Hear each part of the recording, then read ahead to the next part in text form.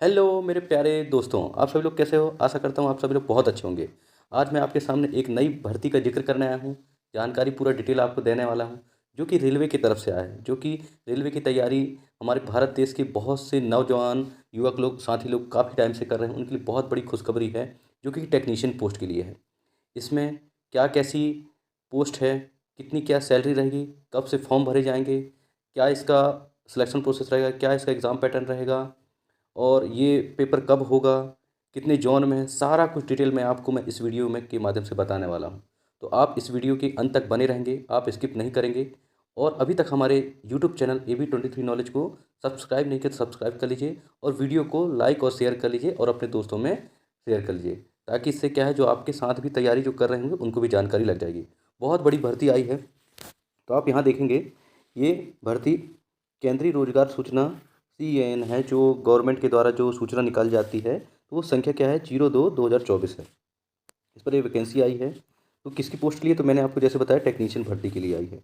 अब ये टेक्नीशियन क्या होता है, तो आप यहाँ जैसे पिक्चर्स में देखें, टेक्नीशियन काम क्या रहता है कि जो रेलवे लाइन आइन वगैरह रहती है उसमें वायर को सिग्नल को देना, अरेंज करना, फिर उनमें सिग्नल में किसी प्रकार की प्रॉब्लम आ रही है तो उनको देख रेख करना। आप इस पिक्चर में आप जैसे देख रहे होंगे, यहाँ पर जैसे दिखाया गया है, इस पिक्चर में भी देखेंगे मेंटेन करना, जो जैसे आजकल आप देख रहे हैं कि गवर्नमेंट इलेक्ट्रिफिकेशन पूरा रेलवे को करते जा रही है, तो उसमें पूरा इलेक्ट्रिकल के माध्यम से वहाँ पर उनको काम करना, चाहे नए नए इंजनों को बनाना, चाहे और रेलवे लाइन को बिछाना। यहाँ आप देखेंगे सारा काम क्या टेक्नीशियन के ऊपर होता है। पूरी रीढ़ की हड्डी कहा जाता है टेक्नीशियन को। तो उसके बारे में चलिए हम बताएंगे कि ये तो हो गया कि टेक्नीशियन का काम। अभी टेक्नीशियन के लिए क्या क्या है चीज़ें, आपको बनने के लिए क्या क्या योग्यता है, सारा कुछ मैं डिटेल में बताने वाला हूँ। तो आप वीडियो तक बने रहेंगे, आगे देखिए।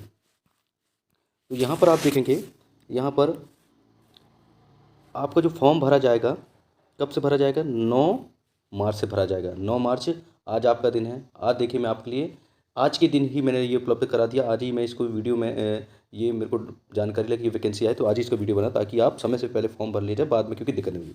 तो 9 मार्च से स्टार्ट होगा और 8 आपका अप्रैल तक फॉर्म भरे जाएंगे।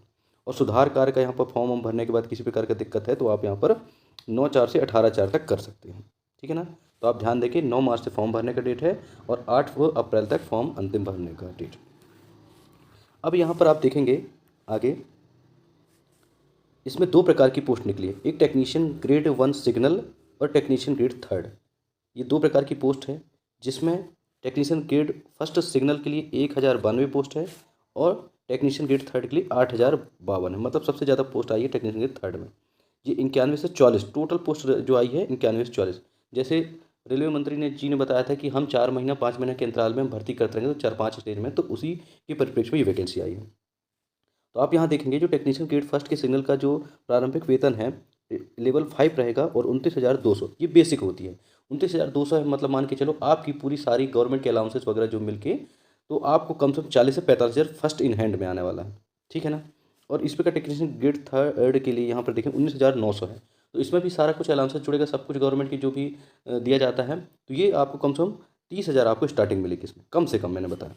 और यहाँ पर आप देखेंगे, जो आपकी एज की गणना होगी वो 1/7/2024 से होगी, जिसमें टेक्नीशियन ग्रेड फर्स्ट सिग्नल के लिए 18 से 36 उम्र बोला गया है। मतलब 18 आपका कम से कम होना चाहिए, 36 से ज़्यादा नहीं होना चाहिए। इसी प्रकार टेक्नीशियन ग्रेड 3 में 18 कम से कम और 33 आपका मैक्सिमम, इससे ज़्यादा नहीं होना चाहिए। यहाँ एक चीज़ और देखेंगे, स्पेशली यहाँ पर मेंशन किया कि इसमें कोविड-19 महामारी के कारण एक बार के उपाय के रूप में निर्धारित आयु सीमा में अधिक आयु में 3 वर्ष छूट शामिल है। मतलब 3 वर्ष की छूट मिल सकती है। यहाँ पर एक चीज़ आप देखेंगे, जैसे रेलवे के द्वारा हमेशा प्रोवाइड की जाती है कि निःशुल्क ट्रेन यात्रा सुविधा मिलेगी। जो हमारे SC ST भाई बंधु हैं, उनको क्या है, निःशुल्क स्लीपर क्लास में रेलवे पास दिया जाएगा जब आप CBT के परीक्षा देंगे उनके लिए। ठीक है ना? CBT के लिए यहाँ पर इन्होंने बोला, DV के लिए, मेडिकल के लिए, मतलब जैसा जैसा अभी इसका एग्ज़ाम प्रोसेस है, सिलेक्शन प्रोसेस, तो उसमें जो जो प्रोसेस होगी, यदि आपको रेलवे के माध्यम सफ़र करना, तो आपको SC ST भाई बंधुओं को क्या है, गवर्नमेंट निःशुल्क ट्रेन यात्रा सुविधा देगी, आपको पास बनवाना पड़ेगा। ठीक है ना? और यहाँ पर देखिए, पोस्टिंग के बारे में बताया कि आमतौर पर रेलवे कर्मी पूरी सेवा के दौरान रेलवे प्रतिष्ठान नियोजित कार्य में ही काम करना पड़ेगा। ठीक है ना? फिर और रेलवे कर्मी किसी अन्य विभाग रेल में कोई दावा नहीं करा लेंगे, जब तक नवनियुक्त उम्मीदवार कम से कम 5 से 10 वर्ष की पूरी नहीं कर, तब तक अन्य रेलवे स्थानों कोई अनुरोध पंजीकृत नहीं किया जाएगा। मतलब आपको कम से कम 5 से 10 वर्ष की सेवा आपको पूरी करना है, जहाँ पर भी आपकी ज्वाइनिंग होती है, फिर उसके बाद आप ट्रांसफर दे सकते हैं। ये कोई बेसिक बातें हैं, ये आपको बाद में जानकारी लगी जाएगी, कोई कोई दिक्कत नहीं है। अब आगे यहाँ पर आपको देखना है कि मेडिकल फिटनेस के मानक है, जो मेडिकल होगा टीवी के लिए बुलाए गए उम्मीदवार रेलवे प्रशासन द्वारा अपेक्षित मेडिकल फिटनेस टेस्ट पास करना होगा। ये भी मैं सिलेक्शन प्रोसेस में बताऊंगा तो उसमें क्या क्या चीज़ें हैं, तो उसमें मेडिकल फिटनेस की बात की गई है। यहाँ मेडिकल फिटनेस आप देख लेंगे, चिकित्सा मानक के अलग अलग लेवल है। यहाँ पर A3 है, B1 है, B2 है, ये अलग अलग लेवल हैं।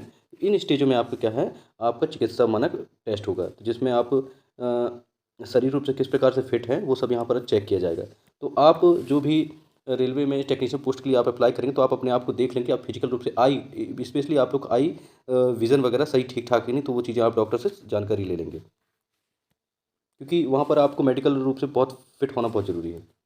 जैसा कि हर गवर्नमेंट के हर वैकेंसी में क्या है, SC ST OBC वगैरह इनको क्या है, एज में छूट मिलती है। तो यहाँ पर आपको दिया गया है 5 साल का दिया गया, SC ST को, OBC नॉन को 3 साल दिया गया, एक्स सर्विस को 3 ईयर्स का।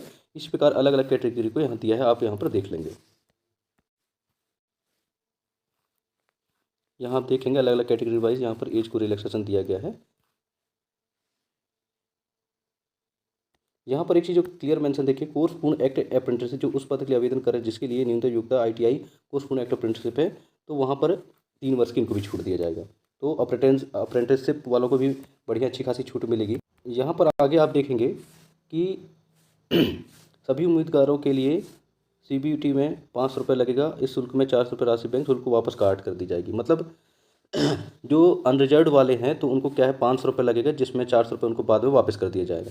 इसी प्रकार SC ST एक्स सर्विसमैन, महिला, ट्रांसजेंडर, अल्पसंख्यक, EBC कैटेगरी, इन सभी को क्या है 250 रुपये लगेगा, वो भी क्या है बाद में आपको वापस कर दिया जाएगा, जैसे रेलवे के एग्जामों में होता है।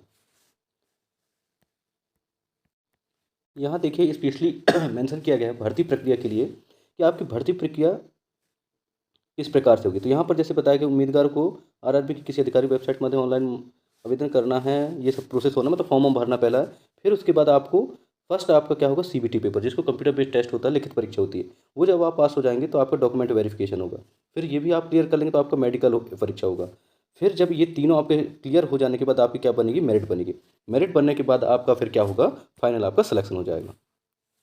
तो यहाँ पर आप देखेंगे कि जो CBT फर्स्ट पेपर होगा टेक्नीशियन ग्रेड सिग्नल के लिए, तो उन्होंने बताया कि आपका पेपर 90 मिनट का होगा और 100 प्रश्न रहेंगे। और क्या होगा, 1/3 मार्किंग रहेगा, मतलब आपके 3 क्वेश्चन गलत होने पर 1 नंबर काट लिया जाएगा। और उसमें ये भी बताया गया है कि अलग अलग पारियों में आपका एग्जाम होगा तो नॉर्मलाइजेशन भी होगा, यहाँ पर आप देखेंगे। और अलग अलग कैटेगरी वाइज, जैसे यहाँ पर देखिए अनरिजर्व और EWS को 40% कम से कम लाना जरूरी है। SC ST लोग को 30% लाना है। ये मतलब इतना आपको लाना पड़ेगा, उसके बाद ही आपका मेरिट बनेगी। अब यहाँ पर देखिए, यहाँ पर आप अच्छे से देख लेंगे, यहाँ पर टेक्नीशियन ग्रेड फर्स्ट के लिए क्या है, सिलेबस वगैरह दिया है। तो इस समय PDF को मैं अपने टेलीग्राम चैनल AB23 नॉलेज में डाल दूँगा, तो आप वहाँ से डाउनलोड करके अच्छे से आप सिलेबस पढ़ लेंगे। यहाँ पर सिलेबस दिया है तो यहाँ पर देख लेंगे कि समान जागरूकता आएगा, जिसको GK कहते हैं, समान बुद्धि तर्क, मतलब रीजनिंग वाले सवाल आएंगे, कंप्यूटर के सवाल आएंगे, गणित के सवाल आएंगे, और बुनियादी विज्ञान इंजीनियरिंग, मतलब जो ITI ट्रेड से जो होता है, तो वो सब चीज़ें यहाँ पर आएंगी। यहाँ पर देखिए इन्होंने अलग अलग सब्जेक्ट वाइज क्या है, प्रश्नों की संख्या को भी मेंशन कर दिया है कि समान जागरूकता के 10 आएंगे, समान बुद्धि के 15 आएंगे, कंप्यूटर अनुभव की मूल बात है 20 नंबर का आएगा, अंक शास्त्र जिसको गणित का कहेंगे 20 क्वेश्चन आएगा, बुनियादी विज्ञान इंजीनियरिंग 35 नंबर का आएगा। इस प्रकार के पूरे 100 क्वेश्चन आएंगे। इसी प्रकार आप सेम देखेंगे कि जो टेक्नीशियन ग्रेड थर्ड के लिए आया है, तो सेम उसके साथ भी ऐसा ही है, 90 मिनट के क्वेश्चन है कि 100 प्रश्न रहेंगे, 1/3 का मार्किंग रहेगा। मतलब वही चीज़ है कि 3 गलत करोगे तो 1 नंबर कट जाएगा। और उसी प्रकार की छूट वही 40% SC ST अनरिजर्व EWS को दिया जाएगा। SC ST को 30% छूट, 30% आपको कम से कम नंबर लाना कंपलसरी है, ये पासिंग मार्क्स है।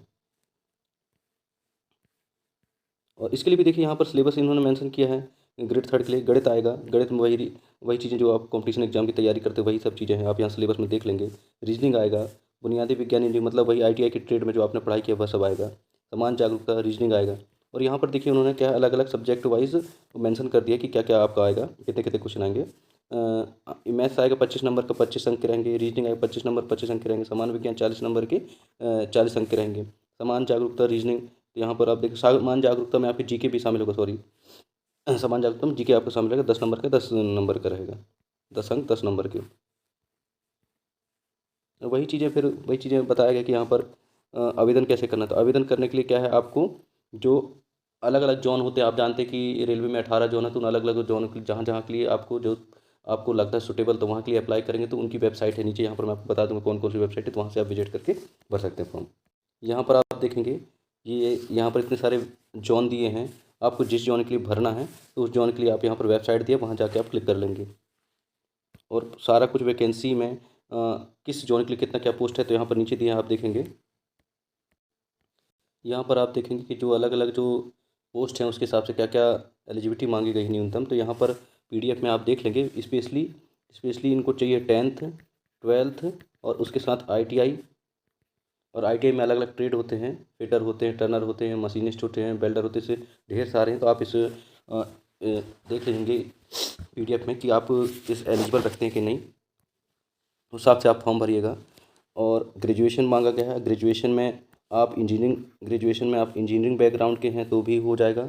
और यदि आपने ग्रेजुएशन में आपने फिजिक्स वगैरह पढ़ा है, यहाँ आप जैसे देखेंगे फिजिक्स पढ़ा है, इलेक्ट्रॉनिक्स पढ़ा है, कंप्यूटर विज्ञान पढ़ा है, तो भी आप एलिजिबल हैं। तो आप पूरा इस पीडीएफ को देख लेंगे तो उसमें क्या है आपका एलिजिबिलिटी चेक आप कर लेंगे, तो उस हिसाब से आप फॉर्म भरेंगे। जैसे यहाँ पर देखेंगे अलग अलग के लिए, अलग अलग ट्रेड के लिए अलग अलग यहाँ पर बताया गया है।